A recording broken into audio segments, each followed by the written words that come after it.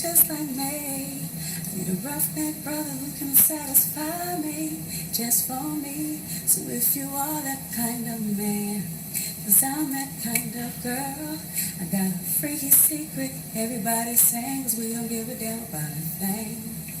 And that's really what it was. I didn't give a damn. I ain't care about nothing. I was gonna do me.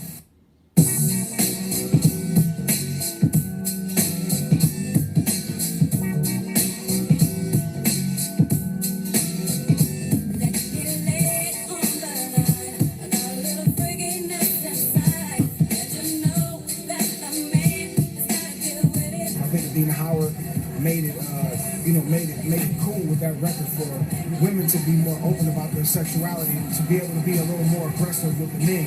You know what I mean? She was a trendsetter with that record.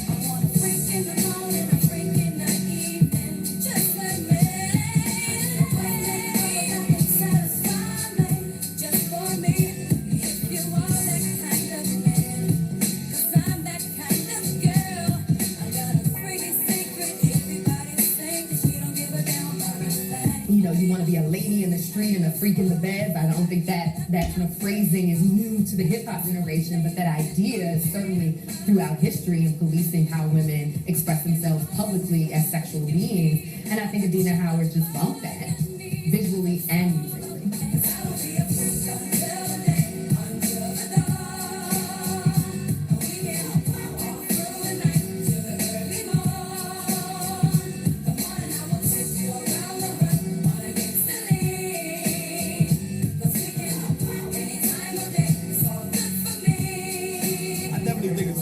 Song of the 90s, you know what I'm saying? Like I said, it kind of set the stage for a lot of the things that the female artists are doing nowadays, like Beyonce, like Sierra, you know what I'm saying? How they're not hesitant to put their sexuality out there.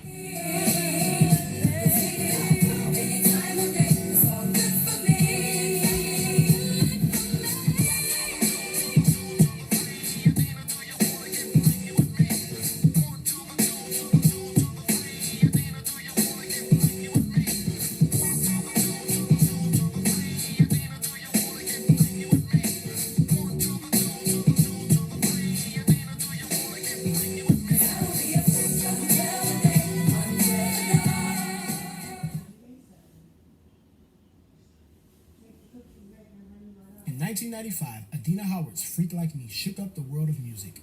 In a decade where R&B and hip-hop unveiled itself sexually on a mainstream level, Freak Like Me raced to the front of the music landscape as it represented for a generation of emerging young women who previously felt voiceless and shamed when speaking about matters in the bedroom.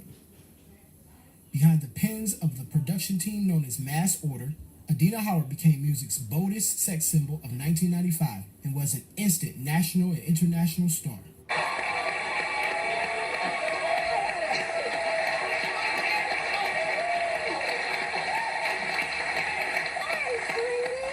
So you came out, Donnie Simpson sees you, you grab him, give him this big hug, and you won't let him go.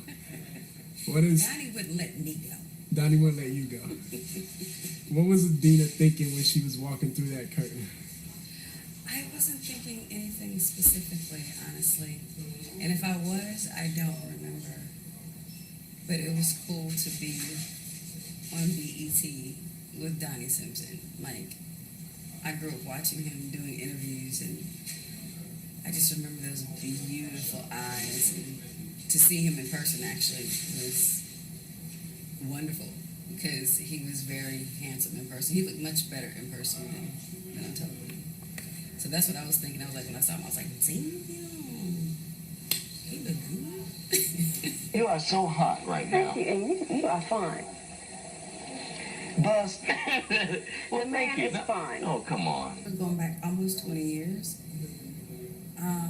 Even though that was like one of the highlights of my career, recalling it is kind of difficult because everything was going so fast.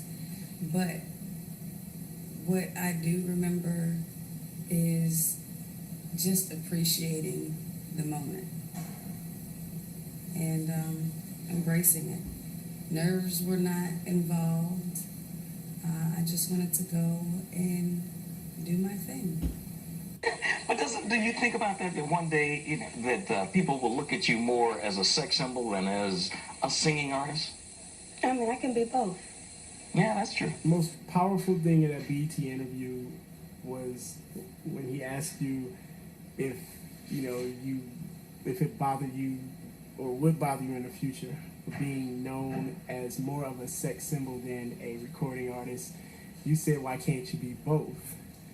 And then he said, well, what do you want to be remembered as? And you said... Well, what do you first? What do you want to be first? What would you want to be known as first? Adina Howard.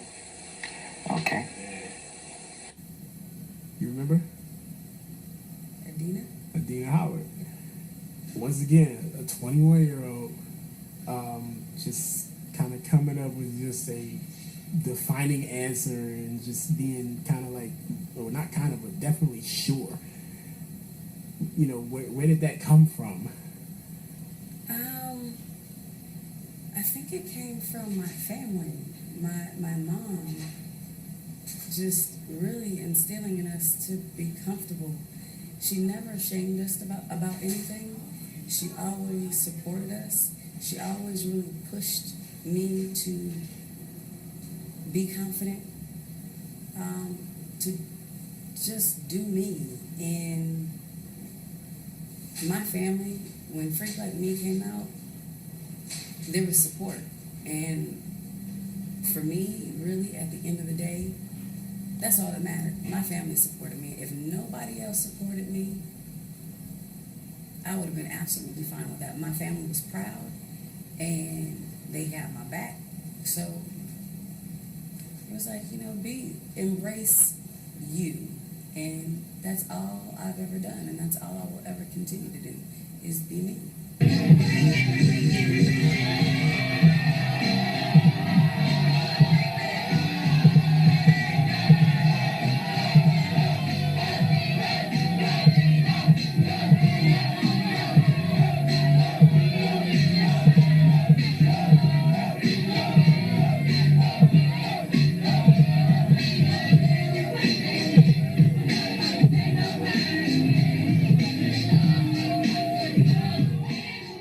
20 years ago, I was a senior in Walnut Hills High School, Cincinnati, Ohio. And I distinctly remember that song and how the girls used to go crazy. I actually remember where I was when I heard it. I was in a small town with my girlfriends, and that song came on, and we were like, oh my gosh, look at these dance moves. We was trying to do the dance moves, and we went out, and that is what every club was playing at that time, and we was just old enough to get in the club. So it was just, it was felt like we was just stars, you know what I mean? We was the best dancer out there. We was practicing before we go out just to do those dances. I mean, the national public was going crazy over that record, man. That's all they were singing. I mean, even dudes were singing that record. So, I mean, she had one with that. She still got one with that, because I'm sure whoever wrote that is still getting checks for it. I mean, they playing it on the pop stations. You go in the pop clubs, they playing it. And I'm pretty sure they did Euro mixes overseas. Like I said, she made it cool for women to be more aggressive with their sexuality towards men, because coming up in the community back then, before those times, it was like, you're supposed to play your position, be a lady, this, that, and the third. But, she opened up the doors for women to just be who they wanted to be. To be a free spirit, to be open sexually, or, however you wanted to be. It was definitely a risky move, but most people that are successful take a lot of risks. Somebody was in on camera, said it's time to make this power move, put out the record, they worked for it.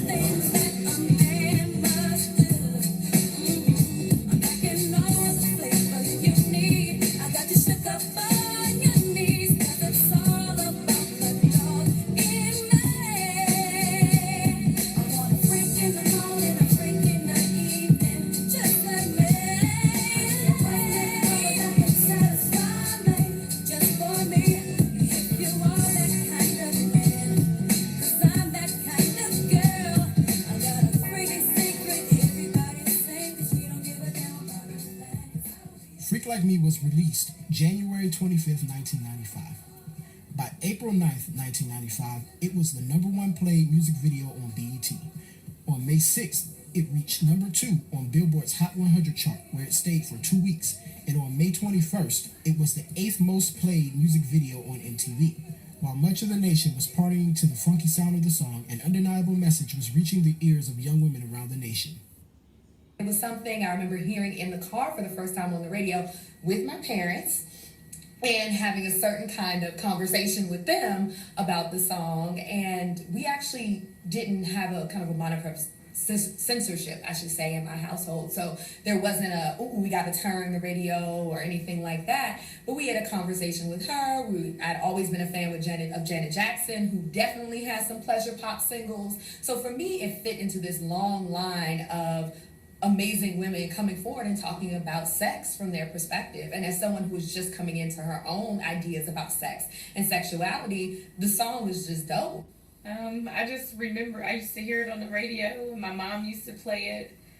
And I just remember thinking like, this is a little bit risque, but I was very young at the time, so. You had your parents telling you, don't talk about sex, don't think about sex, definitely don't have sex. Right. And then you have, you're growing, you hit puberty, you're going off to college, and you're thinking about it, and you're talking about it with your friends a little bit, and then the music came about, and it just kind of fostered those feelings. It's like, okay, maybe this isn't as taboo as my parents and grandparents told me it was. The 90s, I think, becomes this moment where you start getting more explicit content on the mainstream radio. You also have music videos, which is something decidedly different from previous eras that really come into existence in the 80s and then you see in the 90s. So my parents, I think, wanted to have an honest conversation with me about sex and about pleasure and how we take that. I think my dad was looking to see what my reaction would be to the song, if I bobbed my head, if I was singing a little too knowingly, to kind of gauge where his daughter stood on a kind of a sexual schema. And I think my mom at first was just kind of bobbing her head, but then listening to the words and being like, okay, let's talk about this. She's saying she likes to have sex. Now, this is a grown woman talking about this, which is different from who you are, little person, middle schooler. But there is something very empowering about thinking about women articulating sexual desire and sexual pleasure that my parents allowed space for there to be, but also to think about other dynamics of sex and sexuality, which are about safer sex practices, the consequences of having sex, whether I was ready to think about those things in my own life. And I'm very grateful that I had parents that didn't censor me and didn't have that kind of relationship to hip hop or R&B, so that when a song came on that it was explicit, it wasn't about policing, but more having a conversation. See, I had the kind of mom that was like, I want to be a freak, but hey, you won't be a freak. So my mom was one of those, do as I say, not as I do. So I had to use a little bit of discretion myself there with knowing where the line was drawn. So like I said, I used to like the song, I used to sing along to it, but if my mom can sing it, but if she caught me singing it, she's cutting her eye at me. So It really, I think even for my friends, I think we knew that we had sex, but it was so secretive. Everything about sex was so secretive, I feel like, before that.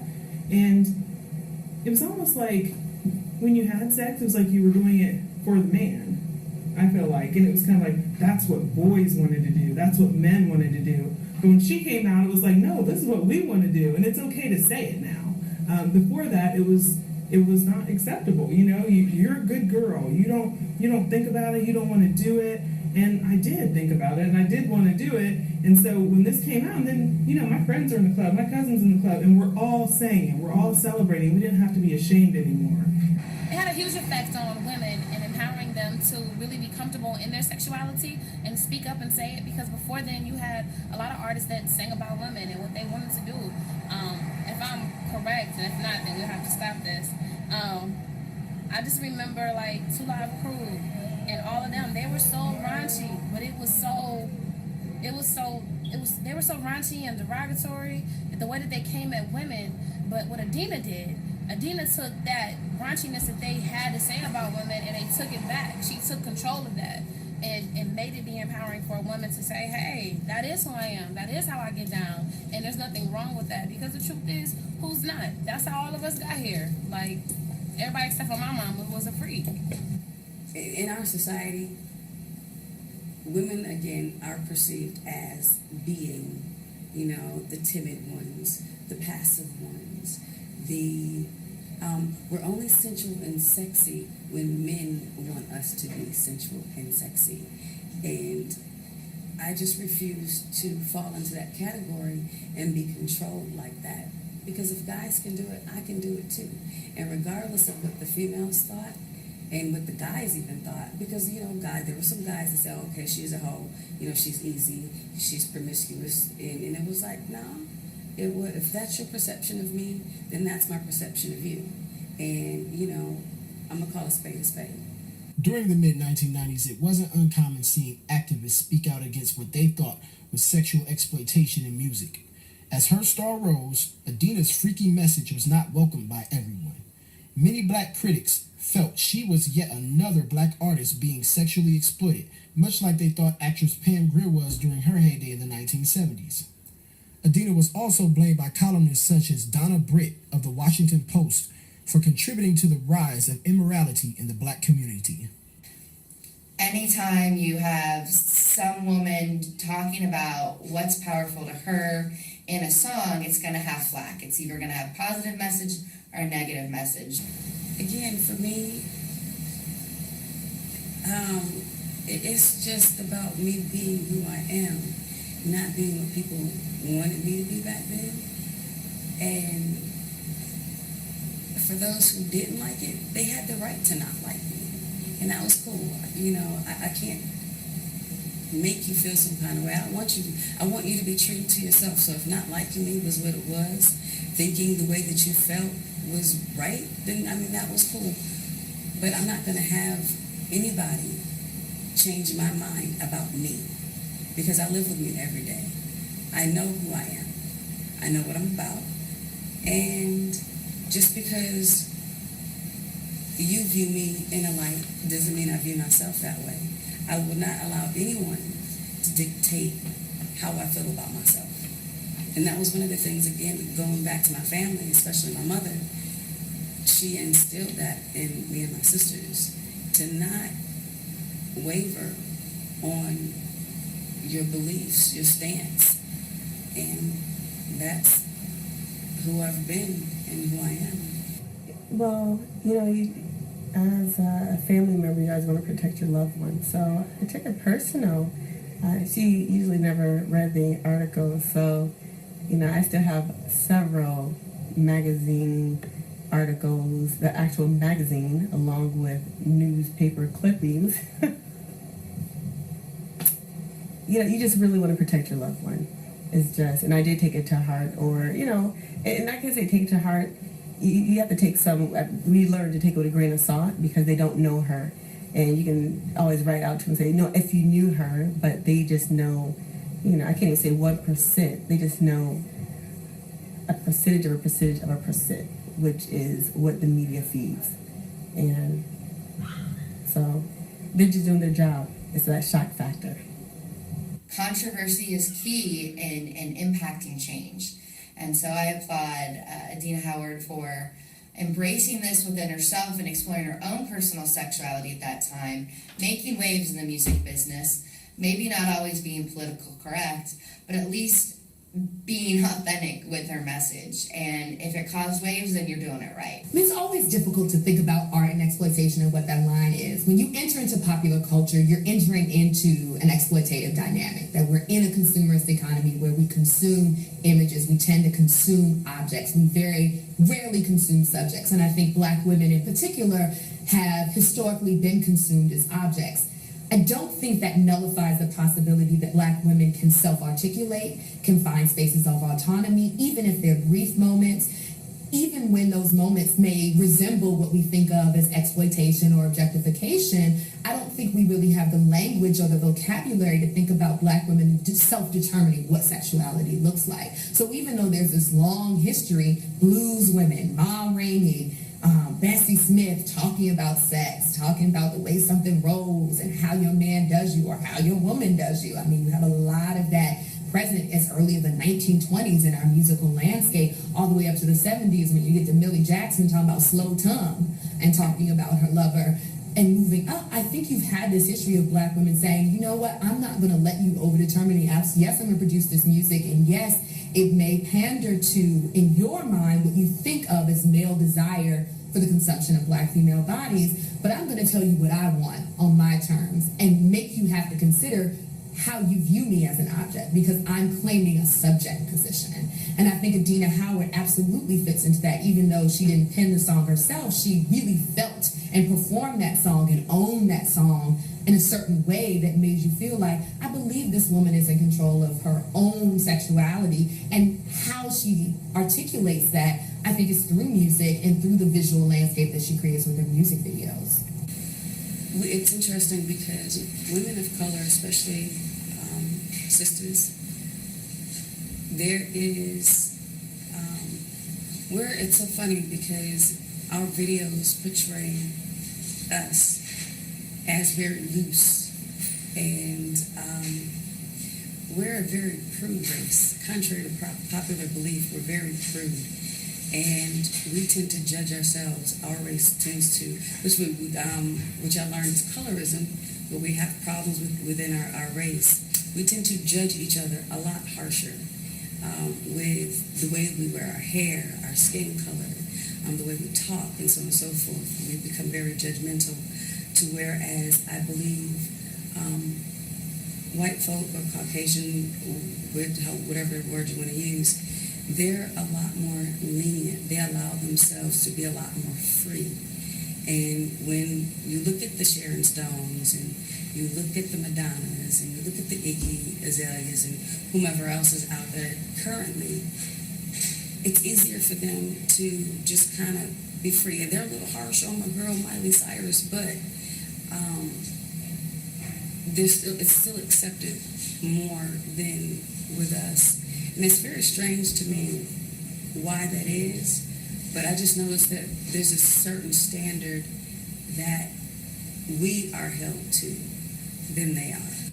I love that Madonna paved the way. I love that she was authentic. And I love that a freak like me can be just the other side of the coin of that for the African American community, for the young girls. And I don't like to put labels on that, because I think, we need as diverse role models as we can. Included in her 1995 feature in People magazine was Adina Howard's somewhat disappointing encounter with the legendary vocalist Nancy Wilson in an airport in Cleveland.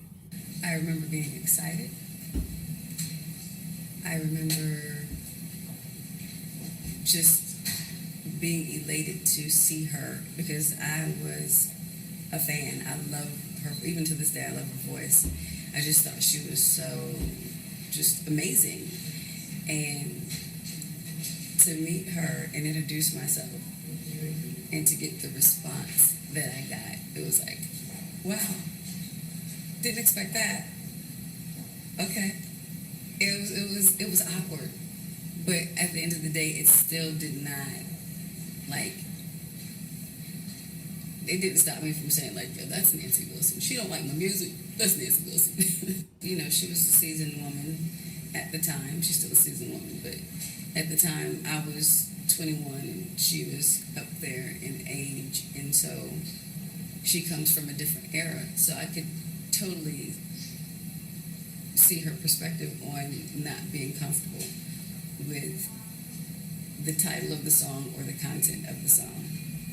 So it is what it is. Everybody have their own perception, and everybody's where they are on their journey, and they like what they like, and they don't what they don't.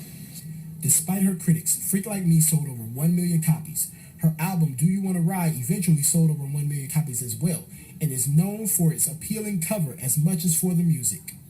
It was interesting because the photo shoot was, I think, in my mind, and I think everybody else, I think the photo shoot was falling flat. And I was just like, okay, let me just turn around and give them something else. And it was so funny because I vaguely remember that when I did that, I could hear the people behind me talking, and it was just like, but the photographer kept snapping, and just actually instantly that started controversy because they were like, what the hell is she doing? And I was just like, what, get it, ow, ow. It happened, and I remember at one point they were like, "Okay, that's enough. Okay, no more back." And I was like, "Okay," but they had got it at that point, so it didn't matter. And out of all of the photos that we took that day, that was the photo that stood out, and that was the photo that we chose for the album cover. I just think it's just nothing that I had ever seen before. Mm-hmm. We didn't dress like that. We didn't know anybody, or and TV was so much different then. You didn't really see that, so it was very kind of shocking. Mm-hmm. Well, actually, they were dressing with the short shorts. But I think I wore shorts that were a little short at that time, but not like that. Mm-hmm. Not where you're actually seeing it bent over, pushed out. You was wearing them. No, I I'm was just not. playing. The album cover to Do You Wanna Ride made a statement, and that was the whole point, because Freak Like Me made a statement, so the album cover had to make a statement, and then the other content made a statement, so it had to be consistent. It can also be said that album covers such as Adina's and those who followed her footsteps such as Lil' Kim, Foxy Brown, Trina, and Soleil were the precursors to the urban modeling industry, as magazines such as King, Smooth, and Black Men found their way to newsstands around the country. Yes, because she was saying that, without saying I am and I want to be viewed as a sexual role, I'm comfortable with it, and that's what urban modeling is, really, like selling sex, selling fantasies, and that's essentially what she did on her cover. She sold that fantasy, which relayed, the imagery was basically based upon the music that was in the album. As her popularity continued to rise, Adina was noticed by Hollywood. The young breakout artist was cast for a cameo role in the blockbuster film Waiting to Exhale, starring Golden Globe actress and Oscar nominee Angela Bassett, as well as pop music superstar Whitney Houston. Scheduling conflicts unfortunately prevented her from being in the film that premiered at #1 in North America in late December 1995. The decision was made for me to not do it, because I believe I had to be in Europe on tour. And so management made an executive decision and said that it was more important for me to be there instead of in the movie. And when I think back on it, I think it probably was because we got the money already. So there was a prior obligation that needed to be honored. And, if that's what it was, then we did the right thing. Along with getting a nod from Hollywood, Adina's male counterparts in music were embracing her boldness and ability to call shots sexually in a song, as they had done for so long. It was cool because they embraced me, they supported me. One of the things that I think really appealed to the guys was I had their mentality. Because I always had the mentality that I can recall of, if guys can do it, I can do it too. I even wrote a song back in the day. Was it Two Could Play That Game? And it was, guys think they're the only one who can play, that game. And it was like, no, I refuse to accept that. I can do that too. If you can do it, I'm going to do it, but I'm going to do it better than you. And I still have that mentality to this day. So to be around the guys that were singing the music that I loved, it was nice to be in their presence and to have someone with a like mind, even though they weren't females. But I always got along with guys better than I did females anyway, because the females could not wrap their head around my concept of existing. I was, in their mind, promiscuous. I was a hoe. And for me, it was like, say what you want. I don't think that's the case. They can do it, why can't I do it? Of all the male artists in the world of music, perhaps the most iconic of the 1990s was Tupac Shakur. Adina made a brief cameo in one of his music videos. Rumors had always swarmed about their relationship, but they hit a high when his former bodyguard was quoted saying that he wouldn't be surprised if they got busy on some level. For the first time on film, Adina discusses her relationship with Tupac Shakur. A gentleman approached me about Pac because he was in prison at the time.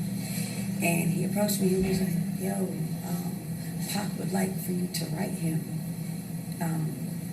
in prison.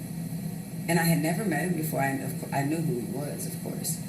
And I was like, okay, cool, no problem. I'll definitely do that.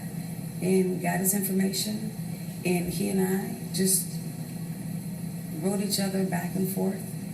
I remember the first time I saw him, but he was sitting next to Suge. And we were at the Comedy Store on Sunset in California. And what was interesting was I saw the back of Pac's head and the back of Suge's head, and they were sitting together. And at the time, all I could see was that he was sitting next to Suge, and I was like, yeah, no, bullets don't have a name, so I'm gonna have to connect with him when he's not sitting next to that individual. And it was funny because Pac found out. He was like, yo, you were at the Comedy Store, you ain't say nothing to me. I was like, dude, no, I ain't saying nothing to you because you know who you're sitting next to. Bullets don't have a name, and I ain't getting shot for nobody. He found out that I was staying at a hotel, the La Montrose, which is, I practically lived at the La Montrose. So the next morning I get a phone call, and I'm like, True Tupac, hey, yeah, nigga, where you at? Like, I'm in my room. He's like, well, come and see you. I'm like, okay. He came to the room, and that was the first time we met face to face. And it was very interesting. We had our conversations, and we hung out that day.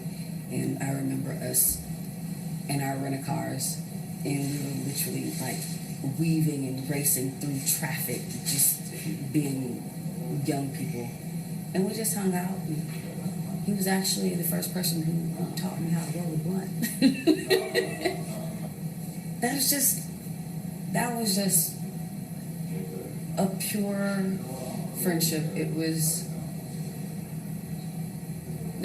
That was just my boy. He was just an awesome individual. A little, but who's not?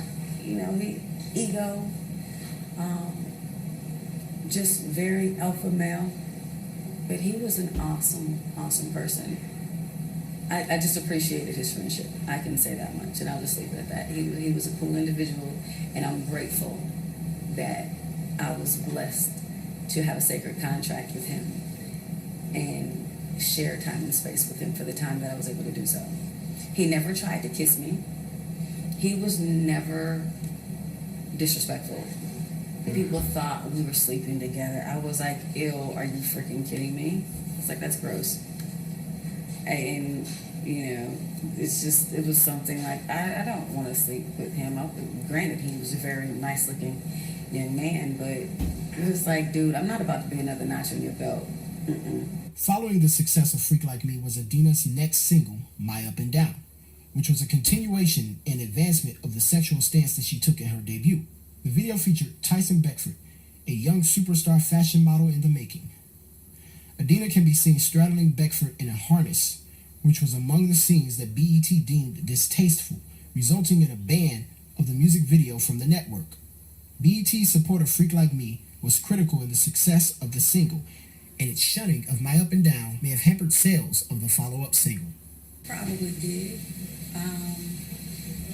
But I didn't focus on that because at the end of the day, there was another outlet that allowed it to reach the public. So it's not, failure is not something I tend to focus on, especially back then. I didn't focus on it. So it wasn't even something that, I don't even remember them not willing to play it. But there was no reason to be upset because they didn't stop my success. The other outlet that Adina spoke of was The Box, which was a pay-per-view music video station that rose to popularity in the mid-1990s. Fans selected music videos that they wanted to see by calling a 1-900 number. From July to September of 1995, My Up and Down was a constant in The Box's top 10 most played music videos. Despite this, The Box didn't reach the same number of fans as BET and MTV. Freak Like Me's number 2 charting and 30-week run on the Billboard Hot 100 wasn't matched by My Up and Down, which peaked at number 68 and charted for only 10 weeks.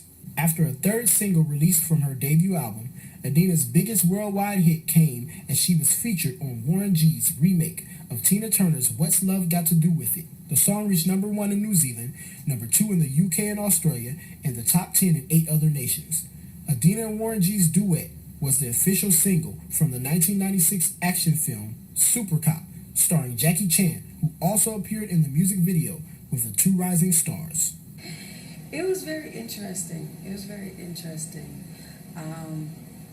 I think he took more of an interest in Warren than he did me, and it could be because of culture. But it was cool to actually be in his presence, because I grew up, watching martial art movies. We did Kung Fu Sundays with Bruce Lee, sitting down with my dad eating popcorn, and so to see someone who does martial arts and is a beast with it, that I think was more impressive than him being Jackie Chan for me. Where 1995 was a launching pad for Adina, 1997 was intended to be the year that she firmly planted herself as a hit-making artist for years to come. Like with Do You Wanna Ride, the first single off of the second album, Welcome to Fantasy Island, was very important. While Adina had her own suggestion, the label thought it was important to continue the momentum of Freak Like Me with the DJ Quick produced Freakin' You Know It. My first choice was T-Shirt and Panties. That's the song that I wanted to be the first single. But I was told that radio would not play it. So, Freakin' You Know It came out, and then we did the video for that, and yeah, there you go. Freakin' You Know It came and went in a flash. It had a brief 7-week run on the Hot 100 chart where it peaked at number 70. After the sluggish response from the lead single, the anticipated sophomore LP by Adina Howard never saw the light of day in 1997. Most of the public had no clue that the artist was in the midst of a rift with one of music's most powerful execs, Sylvia Rome, who at the time was the CEO of Elektra. The detour took place because of immaturity, disrespect, and ego. And I take responsibility for my immaturity and my ego. Saying something that was disrespectful. And every action has a reaction. So there was a reaction to my action, and it caused an abrupt halt in the project being released. And it is what it is. Will the world ever know what you said? Absolutely not. Absolutely not. Unless somebody cares to share that, but no. Okay. Was there ever an apology made for what you said, or did you ever feel you needed to apologize? I did apologize. I felt it was necessary to apologize. I think I apologized. I did, I'm going to put it this way. I did the apology that so many people do nowadays because they got caught or they were reprimanded, so they apologize like it's supposed to fix something. But was I sincere in my apology, to be honest with you? Yes, I think I was. But I did mean to say what I said, if that makes any sense. So I apologize, but I meant to say what I said, because if I didn't, it wouldn't have came out of my mouth. It was just disrespectful. And it was in the midst of a crowd of people that I shouldn't have been comfortable enough around to say what I said. I should have kept that with my inner circle. Despite having her album shelved, Adina was able to squeeze out a hit in an unconventional fashion in 1997. A rising comedic actor by the name of Jamie Foxx was itching to make a name for himself in the music industry. He penned the song T-Shirt and Panties for Adina, who wanted it to be the lead single for her second album. While Welcome to Fantasy Island was buried due to Adina's conflict with Sylvia Rhone, T-Shirt and Panties found life on the soundtrack to the movie Woo, starring Jada Pinkett. Though it received little airplay on the radio and didn't have a music video, fans who bought the soundtrack passed the word about T-Shirt and Panties, which became more memorable than the soundtrack and film itself. I called my dad and I asked him about the song, and he started singing it to me. He was singing Freak Like Me? No, he was singing T-Shirt and Panties. T-Shirt and Panties, wow. I was just like, don't ever do that again, please. Like, you know, you're on the phone with your daughter, don't do that. When that song came out, that was like the new, this is what I'll wear around the house with my man. And so many other artists have tried to replicate that T-Shirt and Panties in one way or another. Jamie approached me and said, look, I got this idea for this song, and, you know, I would love for you to do it. And he went to the keyboard, he played, you know, the keys and whatnot, and he kind of sang it, and I was like, I like that. I was like, just, you know, go ahead and get a demo for me. My A&R, Kim Spikes, called me. She called me up and was like, Adina, Jamie finished the song, he wants you to hear it. I'm like, okay. She played it over the phone. I instantly fell in love with it. I was like, that is my song, I want it. And she was like, okay. And we did the song. And T-Shirt and Panties is one of my biggest songs, even though it didn't chart like that. The success, it's like, it has like a cult following. It's like people hear that song, men and women lose their minds because they love that song. It actually, that's one of my favorite songs to sing.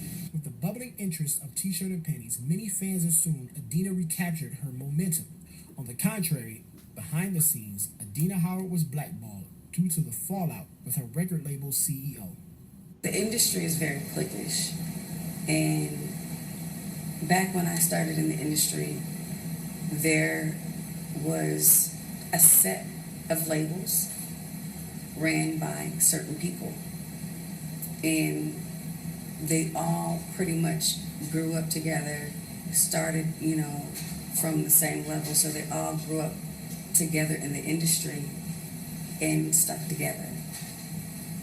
And that just really, what I said, just, you know, moved around, and it was like, wow, she said this, and that was disrespectful, so on and so forth, and just trying to maneuver and get things done was difficult.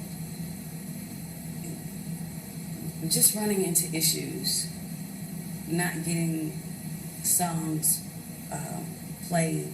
And just like that, the artist who was featured alongside platinum-selling acts such as Missy Elliott, Busta Rhymes, and Next, on tour with artists such as Mary J. Blige, Jodeci, Notorious Big, and Faith Evans, who was on the covers and pages of numerous magazines and newspapers, and also was a regular on BET, MTV, and radio stations around the nation, selling over 2 million units, was suddenly gone from sight.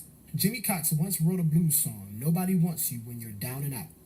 And when the doors were closed on a major level, Adina found that to be true. Yeah, it is. It's very much like that.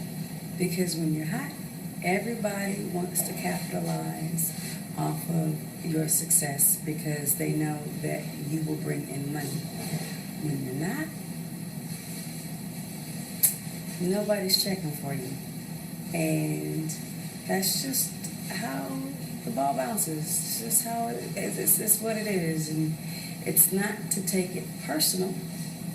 That's just the way of the business.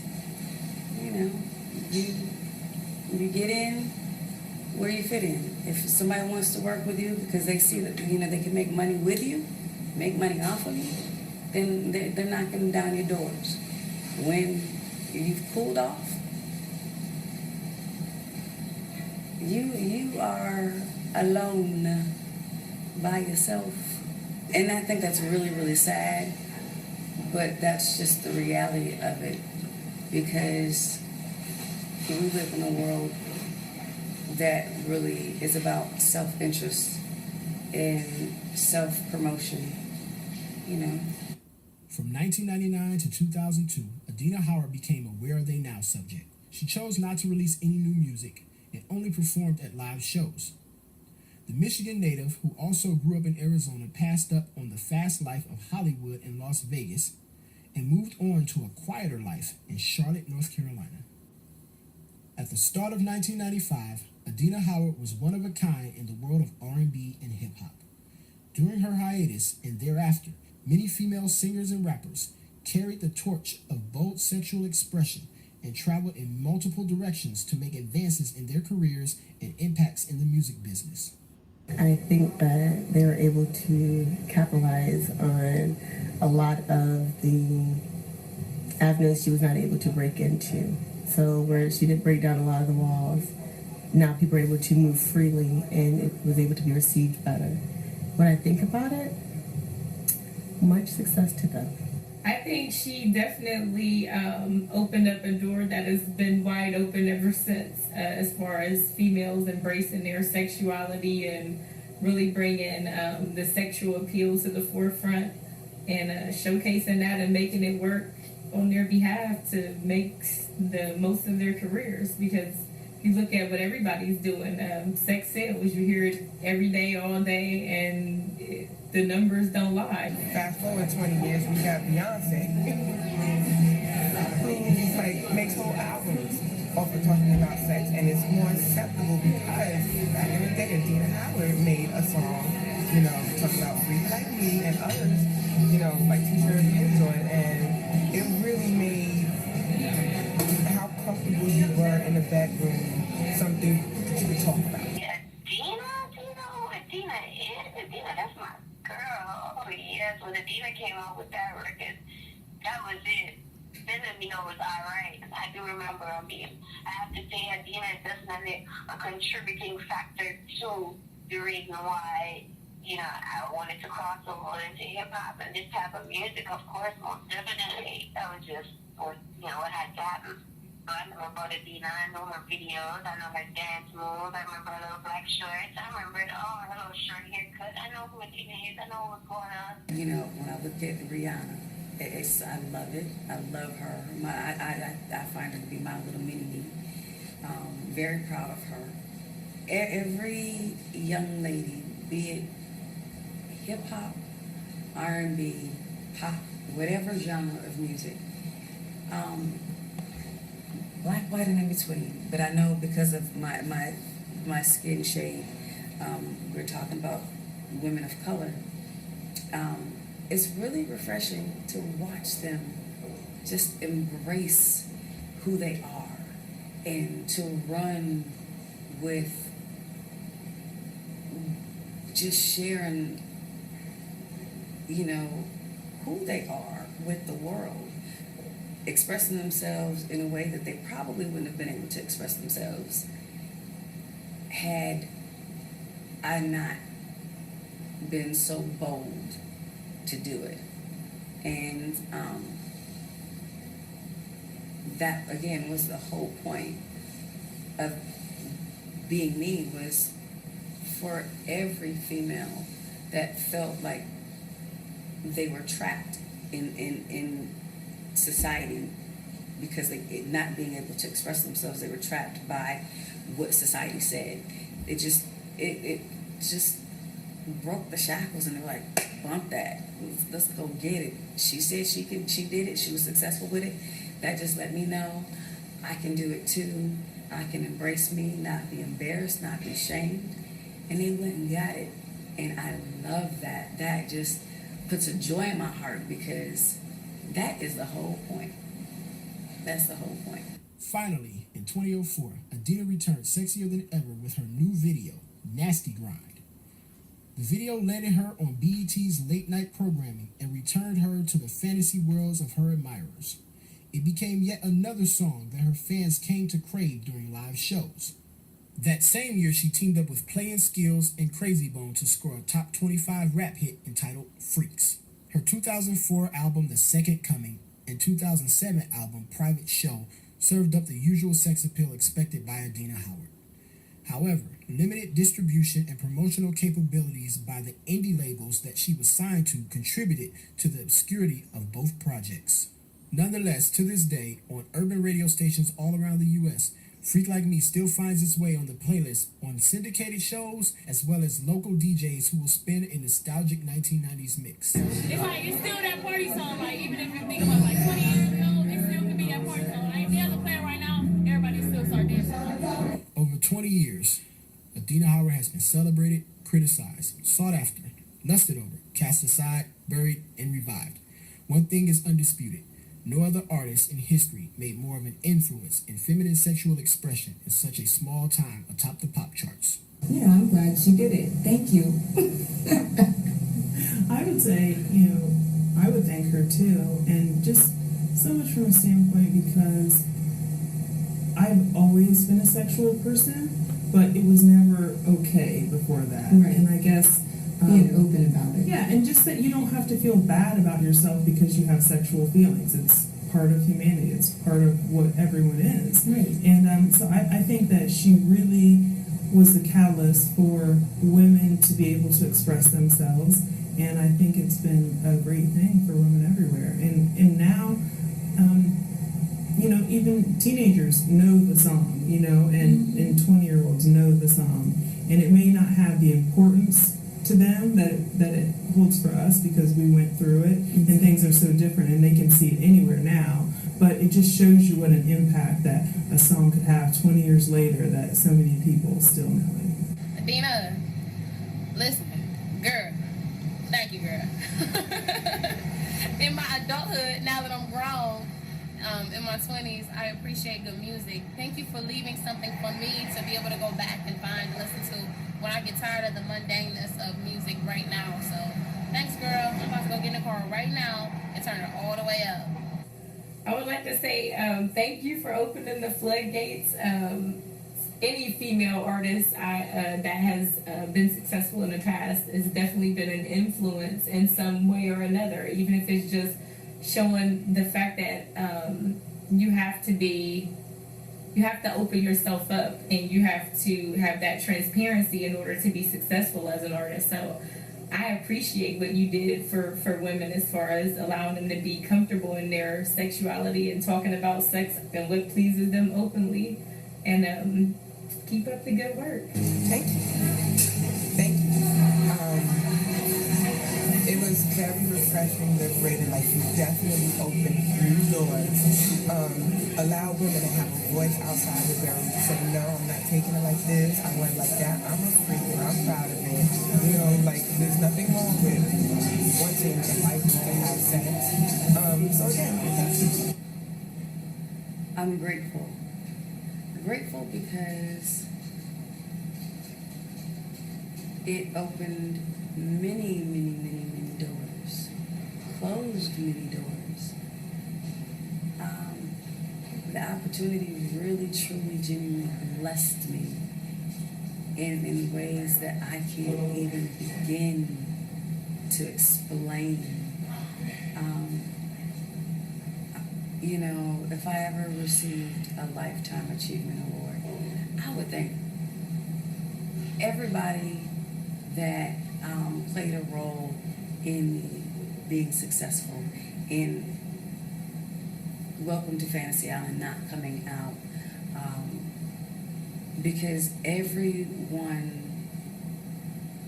regardless of success or failure, doors opening or closing, it's all a blessing. So even if I never receive a Lifetime Achievement Award, I'm going to say thank you to everybody, to Sylvia Rome, to Olivia Harris, to Wes, Big Wes, to Sherry, to my mom, to my Grammy, to Waleed Azami, Plexius, just, my dancers, producers, everybody, because at the end of the day, you all, and plethora of people, and it wasn't intentional. I thank even my fans. I thank you all so much, everyone who's played such a pivotal role in my success, in my existence. I thank you for honoring our sacred contract. That for me, when I reflect, everybody played their part, regardless of what it was, regardless of what it is. You played your role and you honored your contract, and I thank you. And when I reflect on it, all I can do is say thank you. So, when I reflect on everything, it's been such an amazing journey. Like I said, the successes and failures, the quote unquote blackballing, just all of that served a purpose. Because if none of it happened, I would not be who I am today. And if none of it happened, you wouldn't know who Adina Howard is. So, there you are. There you go.